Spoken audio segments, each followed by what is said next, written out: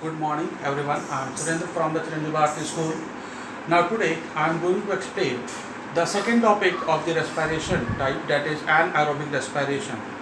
Last we are discussing about the aerobic respiration, in which we also discussed that oxygen is required for the aerobic respiration where the organic component get oxidized inside the mitochondria. And during this aerobic respiration, we also explain the process of aerobic respiration or the mechanism of aerobic respiration, where the process completed into two phases, that is the glycolysis as well as Krebs cycle. Now, in the glycolysis, this process takes place inside the cytoplasm. As earlier we are discussing that it takes place in the cytoplasm of the cell where no requirement of the oxygen, but due to some enzymatic reactions the glucose molecule get broken down into two molecules of the pyruvic acid. Why? Because C6H12O6 having 6 carbon. Now in the glycolysis process, this glucose molecule having 6 carbon, it get converted into two molecules of pyruvic acid. Now the entire reaction takes place by the means of some type of the enzymes. After that, this pyruvic acid enters inside the mitochondria. This is the mitochondrial wall. Now here also some chemical reactions takes place through which the pyruvic acid enters inside the mitochondria, and inside the mitochondria oxygen is required for the breaking of these pyruvic acid molecules. In this process there are different phases where the energy as well as carbon dioxide is released and that energy be utilized. But the question is that how that energy which is formed inside the mitochondria is transported in entire part of the body. It is well known the entire part of the body consists with the help of the cells, and each cells having the many mitochondria, and each mitochondria release energy in the form of ATP. Now for the transportation of that energy there are some hydrogen ions and other chain system which transported that energy in cellular organelles as well as entire part of the body. That is explained earlier. Now today's topic is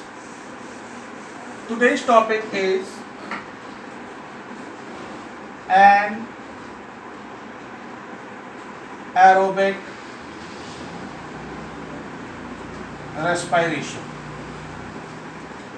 Now in this phase we are earlier discussed no requirement of oxygen. Second, in this phase the glucose directly converted into ethyl alcohol or in some of cases lactic acid. This anaerobic respiration generally occurs in prokaryotic cells or unicellular animal as well as plant cell. In some of the cases, when the physical exercise by the human beings takes place is much higher, or the activity of the muscles is much higher, then in such type of the muscles, the requirement of the oxygen is much more, or we can say the oxygen is exhausted during for the formation of the energy inside the muscle cells. So due to the laxity of the oxygen in the muscle cells, the glucose directly converted into lactic acid. That is also called lactate fermentation. And this is also important question for the board purpose. What are the muscle crumb? Due to increment of the lactic acid in our muscle cells, the muscle become crumbed and it also increase the pain. This type of the question occurs in generally of in the board examination in maybe in the form of any case study or maybe direct question. So the most important thing in the anaerobic respiration, that is no requirement of the oxygen, glucose directly converted into ethyl alcohol. Last we also discussed the chemical reactions of the anaerobic respiration. Now here we again explain the chemical reaction regarding anaerobic respiration, that is C6H12O6, that is glycolysis inside the cytoplasm, inside cytoplasm. No requirement of oxygen, but it directly converted into pyruvate. That phenomena is similar in aerobic respiration as well as in our anaerobic respiration. After that, in cytoplasm, because in unicellular animals or plant cells mitochondria is absent, in the cytoplasm again no requirement of oxygen, but that pyruvate convert into C2H5OH, that is ethyl alcohol, and plus 2CO2 plus energy. Now during this process the energy level is very much less. In generally it is about 2 ATP molecules of the energy, but that energy is sufficient for the unicellular organisms. Second, also we explain the lactate fermentation, which occurs in the muscle cells when the physical exercise get increased or during the running condition the legs are paining. Why these legs are paining? Basically inside the muscle cells, when the oxygen demand get increased and blood cannot supply that much of the oxygen in our muscle cells, so the glucose directly convert into lactic acid. That's why due to the increment of the lactic acid, muscle cramps or muscle pains get started. So the reaction for the lactate fermentation,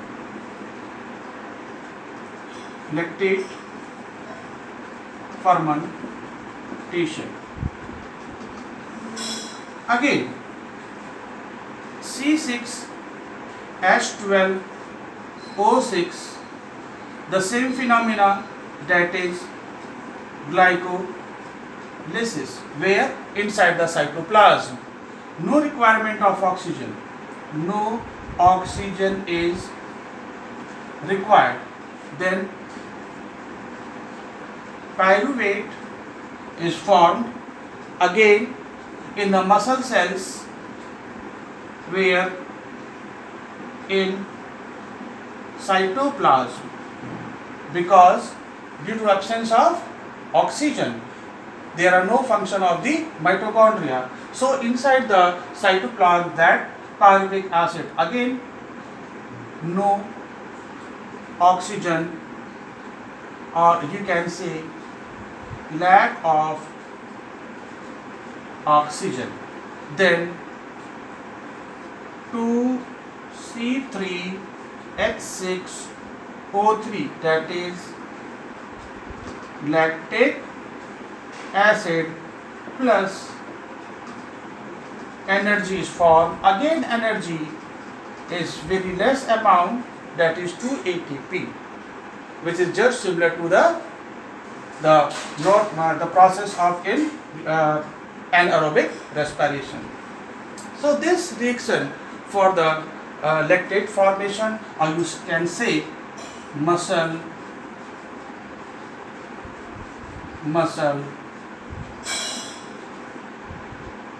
cramps. Now, it is most important for muscle cramp. So, most probably you are understanding about that, and now today I am going to explain another topic, that is how the gases exchange takes place in animals. Now, we also know about the animals are basically categorized as a lower animals as well as higher animals. Some of the animals are unicellular, some of the multicellular. Some of the organisms are present in aquatic regions, and some of the animals are present under the soil. So how they respire, how they show the respiratory type of the reactions. Now,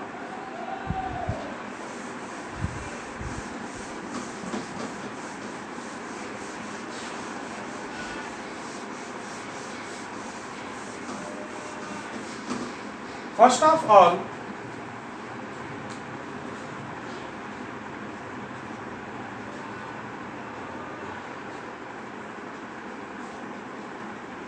gaseous exchange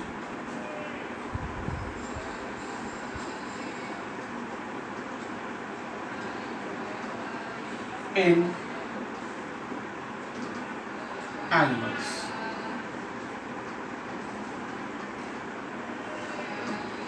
Now, this gas exchange in animals, that gases exchange in animals generally takes place by the help of lungs in the human being, that is the higher category of the animals. But in some of the lower category of the animals like amoeba, like paramecium, like euglena, and aquatic animals like fishes, and the animals which present in the soil like earthworm, how they respire.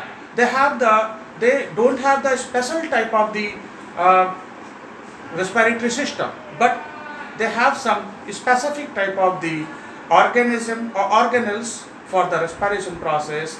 Now let me explain. First of all, number one, gaseous exchange in lower animals. In the case of lower animals, we generally explain first respiration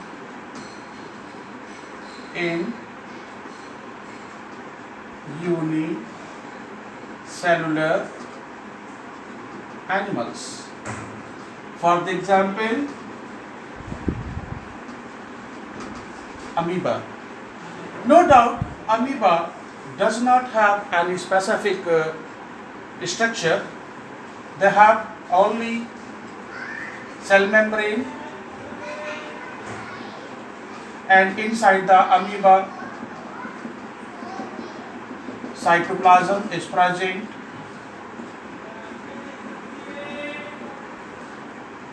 and a prominent nucleus is also present. No doubt it is not very well developed, but nucleus is present. Now, amoeba respire or exchange the gases, that is inhalation of the oxygen as well as exhalation of the carbon dioxide, through this membrane. First of all, we also understand what is the cell membrane. Basically, all the animals having the cell membrane as well as the cellular organelles like mitochondria, Golgi complexes, endoplasmic reticulum, and other cellular organelles also having the cell membrane, and that cell membrane consists with the help of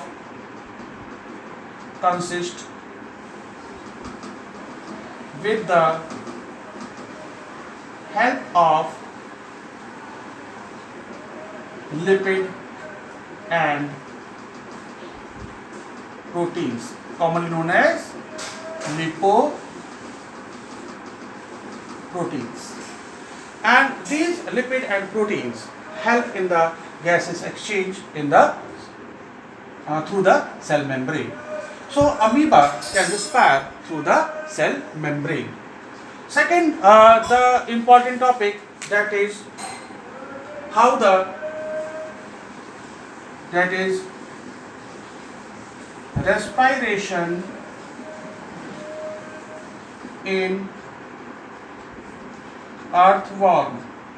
Everybody know earthworm, also known as friends of farmer. Why? Because these earthworms are also help in the increase the porosity of the soil, or help in the increase the fertility of the soil for the crop production. Now these earthworm, suppose earthworm is the segmented body, and the uppermost layer of the earthworm, is covered with very thin membrane. That membrane is called cuticle layer. Just beneath or just below the cuticle layer, the muscles of the earthworm contain huge amount of the blood capillaries, through which the earthworm absorb soil oxygen directly inside the blood capillaries, and through the blood capillaries the CO2 also get exhaled out from the body. So it is well known that earthworm shows respiration through the skin. Skin have the special character that contain blood vessels a lot, and that blood vessels directly receive the atmospheric oxygen and release the carbon dioxide after the metabolic activities of the earthworm cells. Third point, that is respiration in insect. Respiration in insect as well as respiration in human beings slightly complicated as compared to the amoeba, as compared to the earthworm. Now the insect have number 1, number 2, number 3 respiration in insect. Now the student, all the insects are included phylum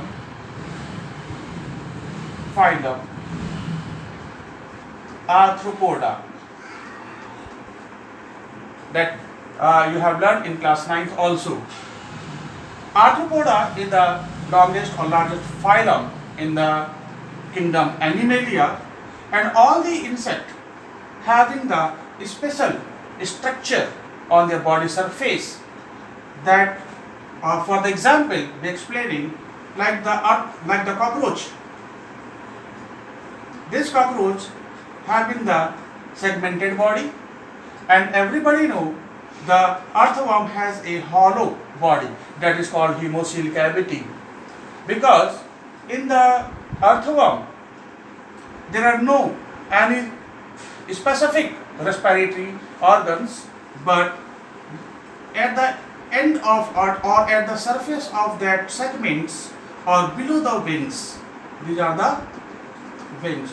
Below the wings there is a special structure. I am explaining like that. It present at the surface. This structure just like present at the surface, that is called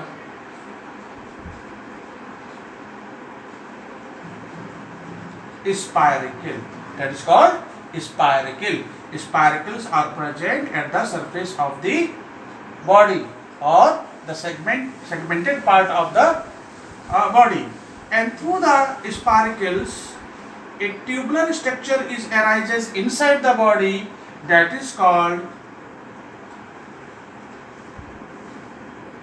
trachea, and trachea again get bifurcated into many minute tubular structure, that is called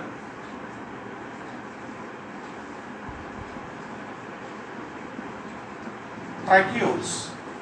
Now When the insect vibrate their wings, then these spiracles get open and absorb oxygen from the atmosphere and transported into trachea, and that trachea bifurcated in the form of tracheoles, and that tracheoles supply the oxygen entire cell of that particular insect body.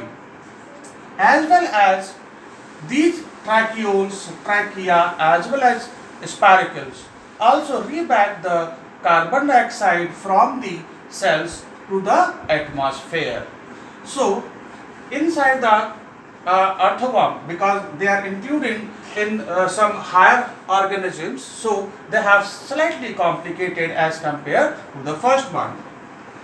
These spiracles, again I am explaining, these spiracles are present at the body surface of the insect, or maybe at the place of the segmented part of the insect.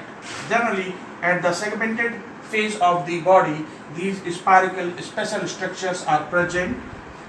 These spiracles are directly contact with the atmospheric or with the atmosphere, where the oxygen are inhaled by these spiracles. Then these oxygen transported in the trachea, that trachea bifurcated into tracheoles, and that tracheoles supply the oxygen entire part of the cells. And in the inside the cells, again the same phenomena, aerobic respiration takes place, where carbon dioxide is also produced along with the energy. Energy is utilized by the animals, but the carbon dioxide which is not utilized by the animals, through this path the carbon dioxide get exhaled out inside the atmosphere. It's clear? Now in next video I will discuss very important segment, that is respiration in human. This respiration in human is slightly complicated, but it is very easy, it is very joyful. So please watch the next video, and this video watch. If you have any quick queries, please ask me on my WhatsApp or my YouTube channels also. Secondly, like this, subscribe this. Good day.